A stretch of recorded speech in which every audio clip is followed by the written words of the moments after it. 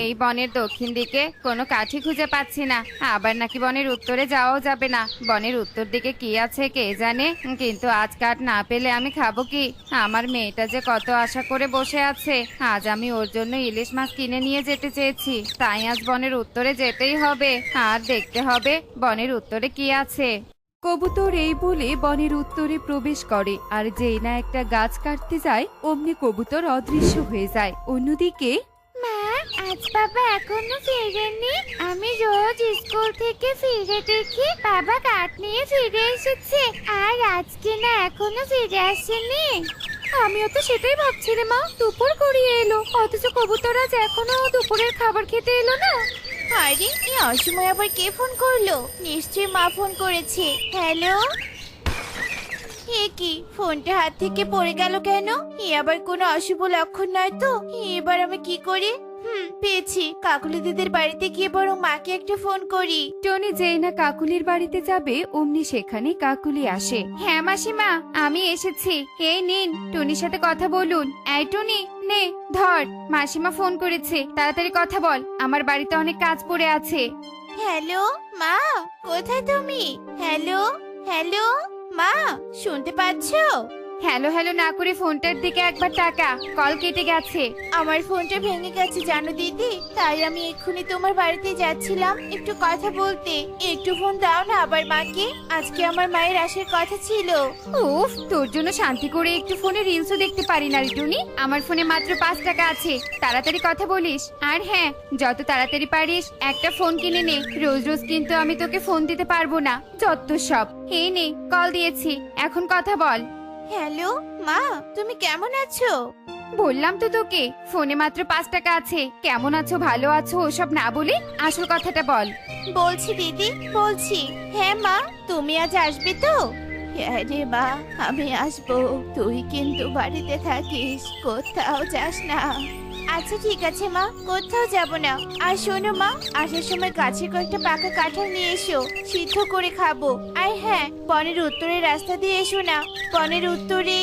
Hello hello টুনি মা, এই যা, ফোনে মনে হয় টাকা শেষ হয়ে গিয়েছে, তাই কেটে গেছে। তোকে বলেছিলাম কাজের কথা বলতে, আর তা না করে তুই এই খাবি সেই খাবি শুরু করে দিয়েছিস। মাসিমাকে তো ঠিক করে বললিও না যে বনের উত্তরে আমরা কেউ যাই না। এখন যদি মাসিমা বনের উত্তরের পথ দিয়ে আসে তাহলে কি হবে ভাবতে পারিস? দে, আমার ফোন আমাকে দে। কাকুলি দিদি, তুমি একটু ইমার্জেন্সি ব্যালেন্স নিয়ে দাও না, মাকে বলি যাতে উত্তরের দিকে না যায়, মা তো ঠিক মতো চোখেও দেখে না। বুঝতে দিলে শুতেও চাই।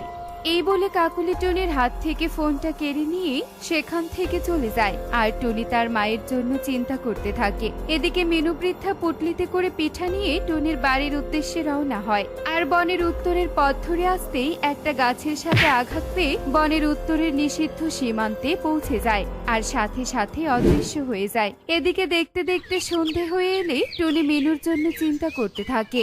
মাই, তুমি এখনো এলো না কেন পারছ? পাছে আবার কোনো বিপদ হলো না তো? আমার তো খুব চিন্তা হচ্ছে মা। চিন্তা কি আর আমার কম হচ্ছে বলতো? মা তো চোখে ঝাপসা দেখি, ভুল করে যদি ওই উত্তরের পথে যায় তবে যে আমি কোনোদিনও আমার মাকে ফিরে পাবো না। না না, এভাবে আর চিন্তা না করে একবার এগিয়ে গিয়ে দেখে আসি মা আসছে কিনা। মা ঢুকে টর্চ লাইটটা নিয়ে আয়, সন্ধ্যা হয়ে গেছে, চারদিকে যে অন্ধকার নেমে আসছে। এরপর তারা মা মেয়ে টর্চ লাইট জ্বালিয়ে এগোতে থাকে, কিন্তু তারা কোথাও মিনুকে দেখতে পায় না। হে কি, এতক্ষণে তো মা আমাদের বাড়িতে পৌঁছে যেত, আর আজ কি না তার কোনো পাত্তা নেই। তবে কি মা অদৃশ্য হয়ে গেল? না না, এ হতে পারে না। এভাবেই সেই দিনটি কেটে যায়, আর পরের দিন সকালে শহরের এক পাখি আসে সুন্দরবন জঙ্গলটা ভ্রমণ করতে। আরে আরে ও দাদা, কোথায় যাচ্ছেন আপনি? আসলে আমি শহর থেকে এসেছি দাদা, শুনেছি এই বনটা নাকি খুব সুন্দর, তাই এ বনের সৌন্দর্যটা উপভোগ করতে এলাম। ও আচ্ছা, এ তো বেশ ভালো কথা, কিন্তু শোনো দাদা, ওই উত্তরের পথে যেও না, ওইদিকে যাওয়া নিষেধ। আমরা বনের পাখিরা বনের উত্তরে যাই না, তাই তোমাকেও সাবধান করছি দাদা, ওইদিকে যেও না। কিন্তু বনের উত্তরের দিকটা তো অনেক সুন্দর, ফল ফুলের গাছ দেখতে পাচ্ছি, আবার একটা পুরনো বাড়িও আছে। আচ্ছা, ওটা কি কোনো বাড়ি নাকি জাদুঘর? তা আমি ঠিক বলতে পারলাম না দাদা, আসলে আমরা কেউই ওই পথে যাই না তো, তাই জানি না। যাক, আমার দেরি হয়ে যাচ্ছে দাদা, আমি চলে যাই। বেশি দেরি করলে আবার নদীতে মাছই পাবো না। এই বলে কালু মাছ ধরে চলে যায়। অন্যদিকে তোতা কালুর কথায় পাত্তা না দিয়ে বনের উত্তরে গাড়ি পার্ক করে সেলফি তুলতে থাকে। এই জায়গাটা বেশ দারুণ, এখানে একটা ছবি তুলে ফেসবুকে স্টোরি দিব, তাহলে অনেক রিয়াক্ট পাবো। এই বলে তোতা যেই না আবার সেলফি তুলতে চায় অমনি সে অদৃশ্য হয়ে যায়। এভাবেই বনের পাখিরা একে একে অদৃশ্য হতে থাকে। এমনই একদিন ছানারা স্কুল থেকে ফিরছিল। তোরা জানিস, আমার না খুব জানতে ইচ্ছে করে ওই উত্তরের নিষিদ্ধ জায়গাতে কি আছে। আমার ঠাম্মি আমাদের বাড়িতে আসার সময় অদৃশ্য হয়ে গেছে। শুনেছি ওই উত্তরের দিকে নাকি যে যায় সেই অদৃশ্য হয়ে যায়। তাই মানে কি আমার বাবাও বনের উত্তরের দিকে কাঠ কাটতে গিয়েছিল নাকি বলতো? আমার বাবাও যে আজ কয়েকদিন থেকে নিখোঁজ। তার মানে তো সত্যি তোর বাবা অদৃশ্য হয়ে গেছে। আমার মনে হয় কবুতর আঙ্কেল আমার জীবনে কাঠ না পেয়ে উত্তরের দিকে কাঠ কাটতে গিয়েছিল আর তখন অদৃশ্য হয়ে গেছে। তার মানে কি আমি কোনোদিনও আমার বাবাকে আর দেখতে পারবো না? বাবা, তুমি কোথায় গেলে? ফিরে এসো। আমি আর কখনো তোমার থেকে ইলিশ মাছ খেতে চাইবো না। ফিরে এসো বাবা, ফিরে এসো। আর কাঁদিস না পারুল, আমি আজ বাড়িতে গিয়ে মায়ের সাথে এ ব্যাপারে কথা বলবো আর উত্তরের রহস্য উদ্ঘাটন করবো। ছানারা যখন এভাবে কথা বলছিল তখন ডাইনি বনের উত্তরে রাস্তানায় বসে তার জাদুর আয়নায় সবটা দেখছিল। ও, তার মানে সেদিন যে পাখিদের অদৃশ্য করে ফেলেছিলাম ওরা কিনা এই ছানাদের বাবা আর ঠাম্মি। তোরা চিন্তা করিস না ছানা, তোদের আর উত্তরের রহস্য উদ্ঘাটন করতে হবে না। তার আগে আমি তোদের সবকটাকে আমার কাছে নিয়ে আসবো। বনের পাখিরা বেশ চালাক, আজকাল কেউই উত্তরের দিকে আসতেই চায় না, তাই আমি কাঙ্ক্ষিত পাখি ধরে আনতে পারছি না। তাই এবার একসাথে অনেক পাখি ধরবো। এই বলে ডাইনি তার রূপ পরিবর্তন করে একটা ছোট্ট মানব কন্যাতে রূপান্তরিত হয় আর তার হলুদ গোলাপ বাগান থেকে বেশ কিছু গোলাপ নিয়ে ছানাদের কাছে এসে পৌঁছায়। এই যে দিদিরা, শুনছো?